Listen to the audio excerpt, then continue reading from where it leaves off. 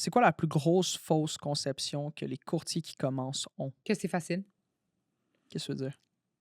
Tu peux faire beaucoup d'argent rapidement, sans doute, mais c'est vraiment difficile. C'est d'être capable de faire tellement d'efforts sans aucun résultat et être correct avec ça et de garder quand même une mentalité forte. Parce qu'exemple, un courtier qui essaye, puis qui a pas de résultat, à un moment donné, il est découragé. Puis même ton approche après envers le client n'est plus pareille. Puis après ça, ben, tu es négatif. Tu es sous un nuage négatif. Puis tes clients, ils le sentent, là. Les gens sont pas stupides. L'énergie est tellement importante quand tu rencontres quelqu'un. Autant que quand tu es confiant, c'est là que ça tu sais, les clients doivent se sentir en confiance quand ils te rencontrent. Puis si toi-même, tu es pas confiant, il y a pas de confiance, tu le closeras pas tu le signeras pas le contrat ou tu le closeras pas la transaction. Donc, c'est un super métier pour pouvoir faire une belle somme d'argent rapidement. Mais de juste la partie la plus difficile, c'est d'aller chercher la clientèle qui te font confiance. C'est ça que les gens sous-estiment, puis qu'éventuellement les gens ont tendance à lâcher parce que c'est tellement cher aussi. Les gens, ils réalisent pas, mais un courtier a beaucoup, beaucoup de dépenses. Quel genre? As-tu des exemples? Ben, il y a les dépenses comme de base, comme notre permis, tu sais, notre agence, ces choses que tu vendes ou tu vendes pas, ça sort de ton compte. Puis ensuite, ben, si tu veux scale, il y a le niveau marketing aussi. Qu'est-ce que tu vas le mettre dans le marketing? C'est pas parce que tu le fais une fois que là, whoop, tu vas avoir des clients qui vont venir tout de suite. J'étais, avec Gwen quand on a commencé, 50-70 000 dans le trou là, avant que ça commence à générer de quoi, mais il fallait que j'aie les poches assez solides pour pouvoir le supporter. Puis ce qui est plus triste là-dedans, c'est qu'imagine à 50 000 ou whatever, j'aurais arrêté avec lui. On serait jamais rendu en ce moment. Puis l'affaire c'est que quand tu le lâches, tu es à 100 certain que ça ne fonctionnera pas. Tandis que quand tu continues, tu te dis: «Regarde, j'ai déjà investi tant, si je lâche pas, éventuellement, ça va fonctionner». C'est d'avoir cette mentalité-là de continue, puis à tous les matins, de te réveiller, d'être quand même, tu sais, optimiste, puis let's go, une autre belle journée de travail.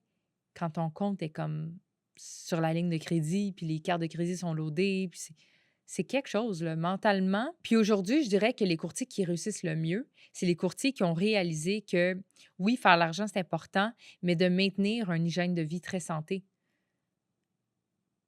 Parce que tu peux faire tout l'argent que tu veux, mais si tu as une bédaine comme ça, tu es fatigué, tu dors pas bien, tu manges mal, tu fais pas d'exercice, éventuellement, it's gonna catch up to you, tu vas t'être épuisé. C'est un travail où est-ce que sky's the limit. Tu peux travailler à tous les jours si tu veux, 15 heures par jour. Il y a personne qui va t'arrêter. Tu pas plafonné, mais ça doit être durable. Puis même si tu mets plein d'efforts pour 2 ans, puis si ça dure pas, ben, tu pas rendu plus loin que ça. Puis admettons, on va dire, je suis un courtier, là. Je viens d'avoir mon permis, puis je t'entends sur tout ce que tu dis, mais comme j'ai pas justement les poches pour investir, genre, mettons, dans un marketing, dans un truc comme ça. Qu'est-ce que tu leur conseillerais de faire? Joindre une équipe. Une équipe, des fois, ça peut aider financièrement. Moi, je sais que les filles, ils ont même pas la moitié des frais que j'ai parce qu'ils sont avec moi, donc je m'occupe d'elles comme ça. Mais encore une fois, c'est sujet à chaque équipe. Tu sais, il y a des équipes que toutes les équipes sont tellement différentes qu'il faut vraiment d'aller avec une équipe qui t'inspire confiance, que tu sais que tu vas pouvoir apprendre, mais tu peux pas t'attendre non plus à que là, j'ai joint une équipe et tout me vient à moi, là. C'est tellement pas ça. Tu sais, en tout cas, mon modèle d'affaires à moi, contrairement à beaucoup de chefs d'équipe tu sais, je parle d'une façon régulière, des amis que j'ai, je sais qu'elle est très, très différente. Tu sais, j'offre énormément de leads parce que j'en ai assez à offrir, mais il y a beaucoup d'équipes que tu joins leur équipe qui vont s'attendre que toi, tu vas aller chercher les leads. Puis si tu as pas de leads à amener à la famille, you're out. Donc, je pense que de vraiment t'associer à un mentor ou quelqu'un qui va pouvoir t'apprendre, moi, je l'ai pas fait, honnêtement, mais j'ai investi une énorme somme sur des coachs. J'ai toujours eu un coach en immobilier. Que ce soit 2 000 3 000 par mois, je le payais. Puis ce coach-là me coachait comme quelqu'un d'une équipe, mais je le payais. Donc, tu sais, j'avais un bon résultat qui revenait de ça. Donc, sujet à toi, dans le fond. Tu sais, tu peux décider de joindre une équipe et d'apprendre de cette façon-là, ou tu te payes un très bon coach, il va te coacher à toutes les semaines, tu vas être redevante, tu auras des comptes à rendre à cette personne-là parce que tu as payé pour une raison, mais tu peux avoir des très bons résultats de ça aussi. Tu sais, ça fait 8 ans que tu es courtière en ce moment. Puis, tu sais, écoute, toi, tu l'as vécu, là, les up and down, tu sais, dans les périodes où est-ce que ça allait bien, des périodes que ça allait un petit peu moins bien.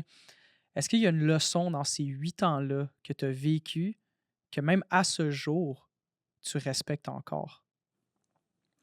Tu dois toujours t'adapter.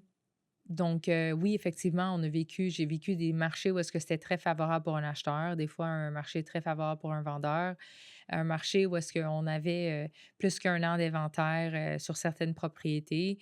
Au contraire, un marché où est-ce qu'on vendait une propriété en une semaine. Donc, j'ai commencé à voir différentes sortes de marchés, mais le mieux que tu t'adaptes comme courtier, le mieux que tu vas réussir. Puis tout ce que tu vas faire, il faut que tu le fais d'une façon constante. Tu peux pas juste essayer de faire des flyers dans un secteur pendant 2 3 mois and call it a day. Tu sais, tout ce que tu fais. Nous, garde, j'ai commencé il y a 3 ans, j'ai encore pas lâché.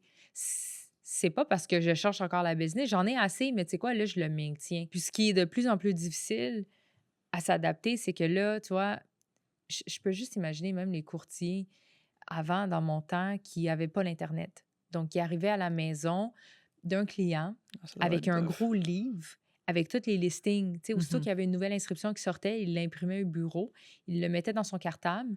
Puis en fait, quand il rencontrait ses clients, il lui amenait le cartable, puis il feuilletait. Tu sais, imagine ça, là. Là, aujourd'hui, nos clients, ils ont tout accès à tout ce qui est en ligne, Centris, tu sais, tout est virtuel. Dans le temps, il n'y avait pas de signature électronique. Donc, à chaque fois, imagine, tu étais en négociation. Puis à Mhm. chaque fois, il y avait une négociation, il y avait une signature à faire. Il fallait que tu ailles chez ton client, le faire signer, le ramener à l'autre partie. Ah, c'est long. Tu sais, Ouais. imagine, là, aujourd'hui, je texte mon client, je l'ai fait tantôt. OK, signe l'approbation, puis that's it, offre acceptée. Je suis même pas sortie du studio, on l'a fait en 2 secondes. So, c'est comme, imagine les courtiers qui ont vécu ça aujourd'hui, ils se sont adaptés à ça. Puis là, moi, je le vois aussi avec le AI. Puis je suis certaine que les courtiers qui vont s'adapter au AI le mieux, comme qui vont l'optimiser le plus possible, ben c'est eux que dans 10 ans, ils seront imbattables. Puis aussi, j'aimerais savoir, tu sais, en ce moment, tu es courtière, tu sais, ton père était investisseur aussi immobilier. Si, admettons, il fallait que tu choisisses quelque chose d'autre que de faire du courtage, qu'est-ce que tu ferais? La psychologie. Pourquoi? J'ai toujours été passionnée derrière la psychologie de tout. Pourquoi les gens font certaines choses? C'est quoi la. Tu sais, des fois, même avoir des conversations avec quelqu'un, mais pas juste une conversation comme surface, mais aller en profondeur. It sounds cliché, but like, how does that truly make you feel? Like, how does that. Tu sais, d'aller chercher comme dans les émotions ou dans les. Puis honnêtement, ma passion pour ça, je pense, ça m'a amené aussi aux résultats au travail que j'ai parce que quand je fais une évaluation ou quand je travaille avec un client, c'est pas juste une vente. Puis les gens, c'est le compliment que je reçois le plus souvent, c'est que ils voient en moi que c'est pas plus, tu sais, c'est pas une transaction parmi d'autres. Je m'en vais dans ce qui est important. J'écoute réellement le client. Tu sais, de vraiment regarder le côté psychologique de pourquoi ils vendent, c'est quoi leur motif. Puis quand tu sais ça en étant courtier, tout ce qu'il faut, c'est écouter dans la vente. C'est comme ça que tu réussis. Le plus que tu écoutes, le plus que tu comprends ton client, le mieux que tu peux le servir. Donc, je suis peut-être pas psychologue aujourd'hui, mais ce côté-là, je pense que je l'ai bien maîtrisé dans ce que je fais. C'est ça qui nous amène le succès.